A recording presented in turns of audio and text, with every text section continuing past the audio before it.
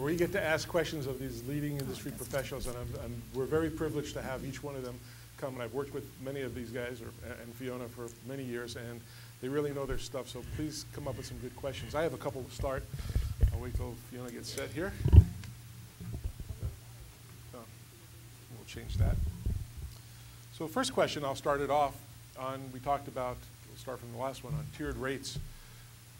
What has been the highest rates that you've seen in California and also across the nation for tiered billing? I have a feeling it might be us. Honestly, we have some of the lowest rates if you're within our budget, and we have some of, if not the highest rates, if you're not.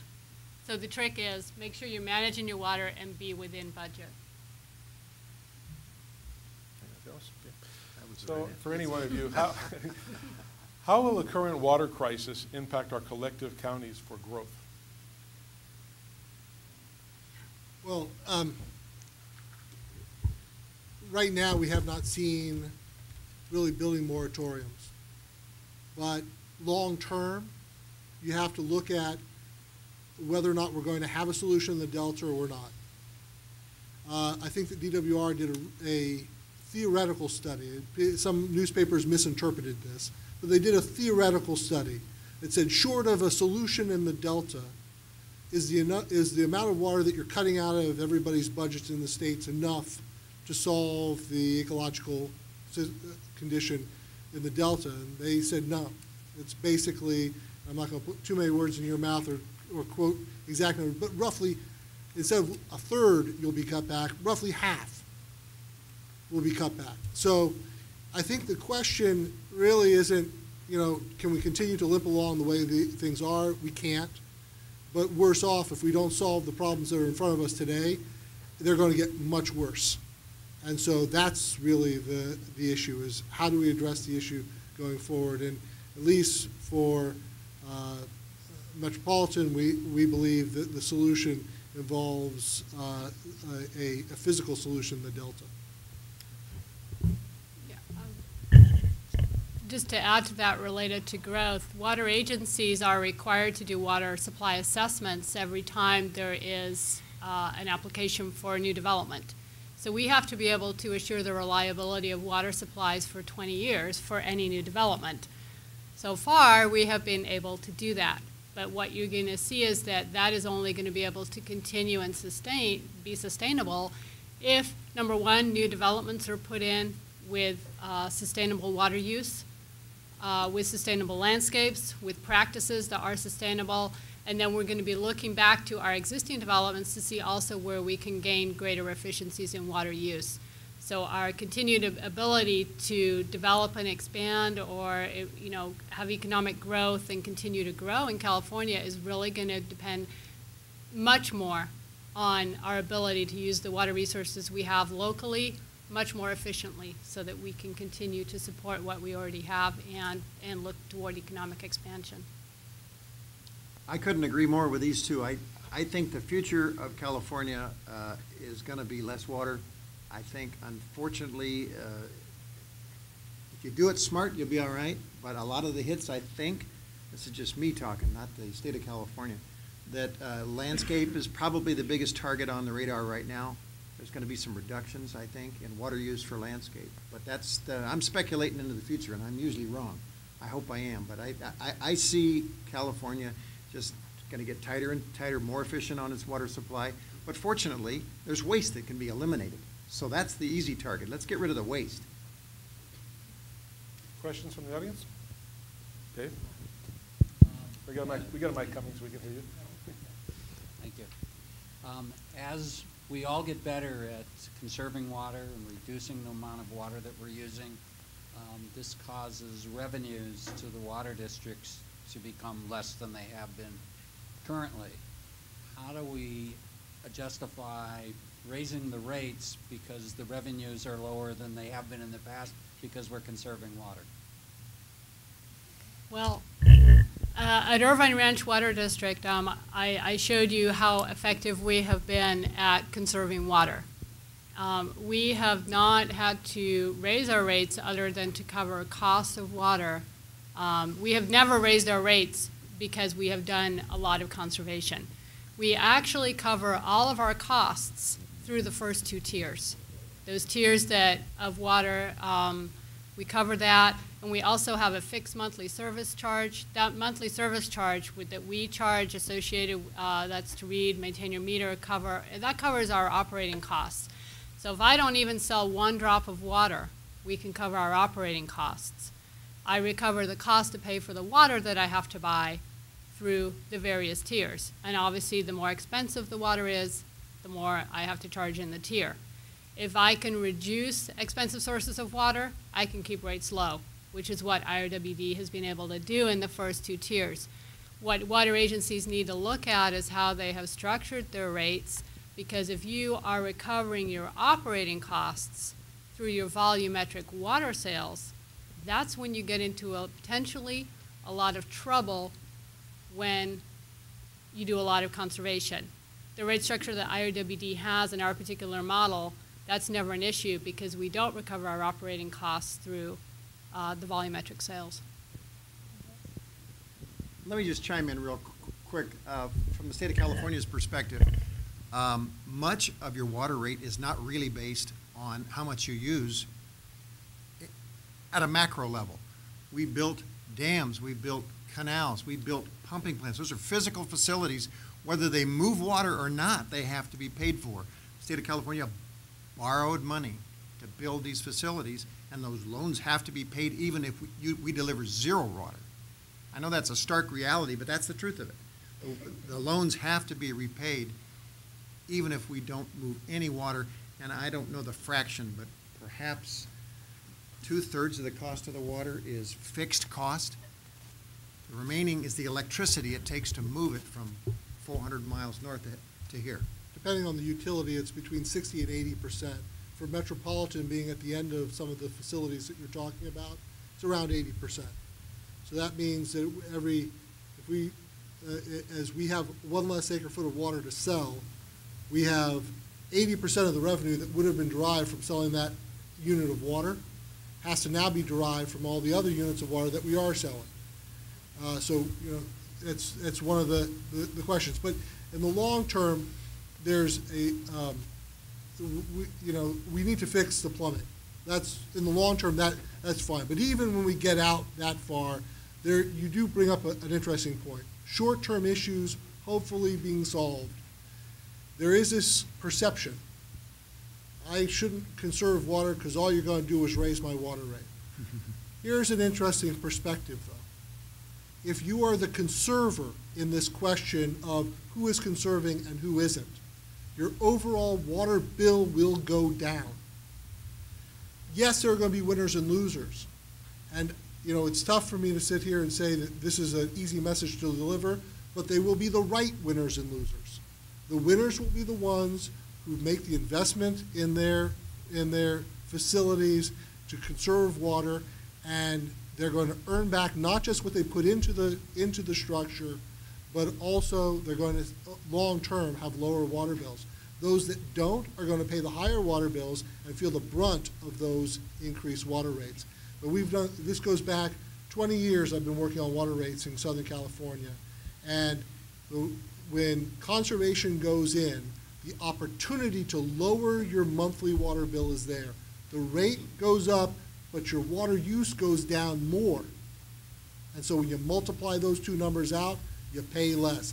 But only if you're the participant in the conservation program. If you're not, you're going to be upset because you're going to be paying an overall higher bill, and you're going to say, well, you're telling me to conserve water. Well, you didn't. If your bill went up, you didn't conserve the water. This question's for Fiona. In Orange County, do you have an average annual allocation of units for, say, an irrigated acre? We do right now. We're doing 700 cubic foot units per acre per year on 100 acres. So just to get an idea, how do we determine how that fits in this efficiency model? This would be North Orange County. Yeah. Well, off the top of my head, I don't know that number, but what I can tell you is that probably the average annual ET in our service area is about 48 inches, so that if you had wall-to-wall cool season turf, it would take you 4 acre-feet per acre. With the water budget that we have, then you've got to adjust for a crop coefficient irrigation, but you can just do the multiplier and figure that out. Oh, Nick is coming to my assistance.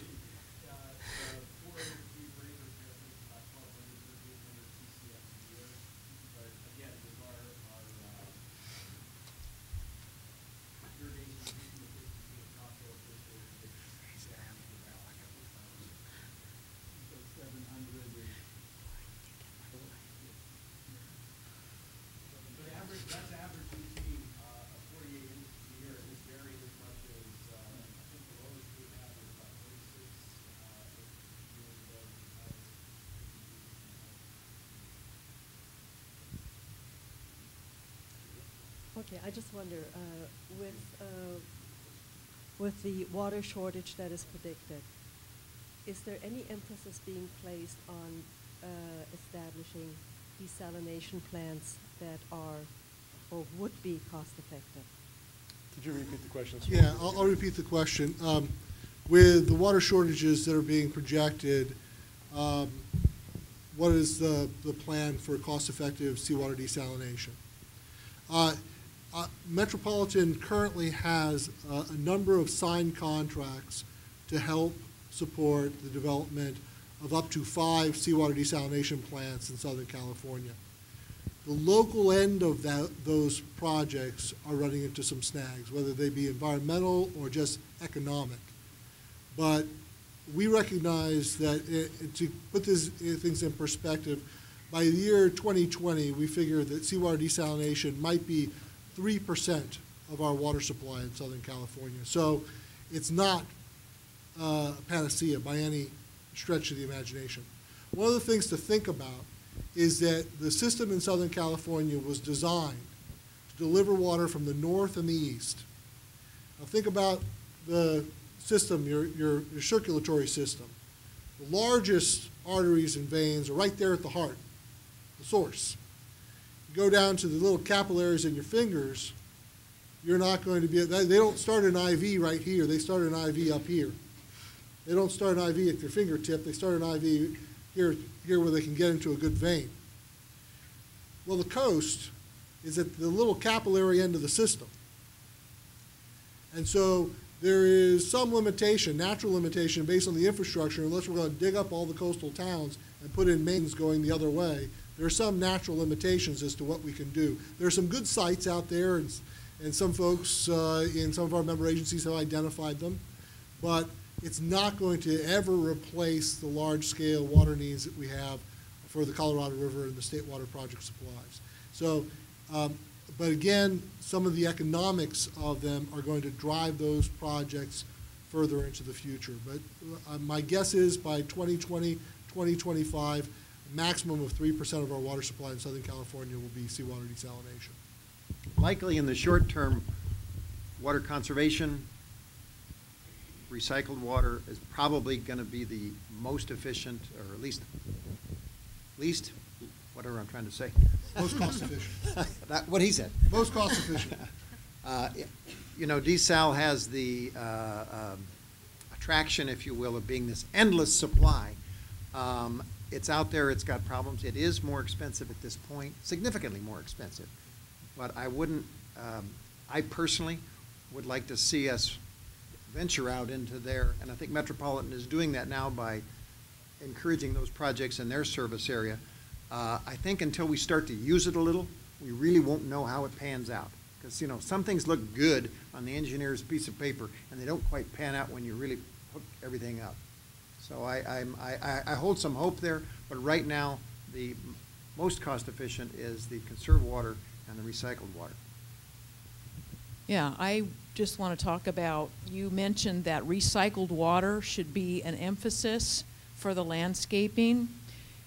Now, a lot of communities, recycled water is not available, nor is the money available to build the infrastructure to deliver it. What about incentivizing gray water or rainwater recovery? I'm trying to recall if we have that in our integrated regional water management program. Excuse me? Yeah, you got stormwater Yeah. capture. Yeah, stormwater capture in there. That's part of the integrated planning process because each community is different. In some communities, perhaps your own, the treatment facilities are just too far away, and the cost of laying new pipeline down a city street is just not cheap. It has to be cost efficient. Irvine Ranch Water District, for instance, has, when they built subdivisions, they laid recycled water pipe in the streets. So they had the advantage, if you will, of being new development. You can afford to put those pipelines in the street. So there's no easy answer. It really is a local issue that we are incentivizing with our integrated regional water management loans. Are you involved in one of the local groups? Well, many of the water districts in Orange County, San Diego County are involved in these integrated regional water management efforts, and they're combining their resources with those of their neighbors to try to say, maybe you can't afford it, but maybe you and your neighbor and your other neighbor might get together and say, let's build this thing together and it'll serve all of us. That's the whole approach of integrated planning. Mm-hmm. Exactly. For example, if IRWD, if we are able to utilize more recycled water, we're going to use less imported or other sources or even local groundwater. That frees that water up for other agencies. So we are definitely participating in regional planning groups. The Santa Ana Watershed, SAPA. I lost the last two letters there. But we are all collaboratively working together, and within that integrated regional water management plan, there are goals and objectives looking at stormwater capture, use of gray water. There are some regulatory issues associated with gray water. Department of Public Health gets involved there because that water is obviously not a potable treated standard, so there has to be regulation on how that is utilized. We've seen a change in the gray water regulation actually last year in the state that actually will help make it easier to use in the future for agencies. It used to be far more restrictive. There are still obviously regulatory and permit requirements and hurdles that have to be done. And then rainwater capture, stormwater capture is good. It can be expensive. It comes really fast, really sudden usually. And it's not always just a nice little stream all year round. And so there are plans, on a large scale to do that at a water agency level. At an individual customer level, some agencies are incentivizing things like rain barrels and things such as that. But given the amount of rain we get and when it comes, you can't rely 100% on that. As far as incentivizing, and I'll get to that, when you install a device like this or toilet, urinal, whatever it is, shower head that conserves water, unless there's something fundamentally wrong with the design of this, usually they'll stay in for a long time and save water for a long time. One of the issues that we have seen in the gray water arena is that unless you have a real advocate on the user end of it, the maintenance of the gray water system can be more difficult than the average customer can use. And we have seen them put in and then taken out because essentially they can go septic, and you can and there are some issues there. As far as site retention as a source for water supply, or capturing your own runoff, when professionally done and designed, that's actually a very interesting frontier for us in water efficiency. We have time for one more question, and then they'll be available during the break. So just here. This is a allocation calculation kind of formulation question. In our particular, I oversee the Parks Department for our city, and as far as the calculation in our particular water district, from my understanding is their calculation and their allocation, how they come up with the allocation for each area, is they use a residential calculation, meaning a third high use, a third medium use, and a third low use. Now, obviously, for our parks, our big parks that are 80% turf, they're still using that residential calculation. Which, no matter what we do, we're finding that we're coming up short. Even though we have ET, clock, we run Rainmaster system. We're still in the summer months. We're really running into inefficient rates, even though we've cut our water use by leaps and bounds from past years. How is that generally how calculations are made, by just the third each use for high use, medium use, low use, and what do those calculation means? What is high use? Is that, how many CCFs per acre yard, acre, or how is that? Because we're obviously more 80% turf, so we're using a lot more water, so we're getting hit pretty hard on rates.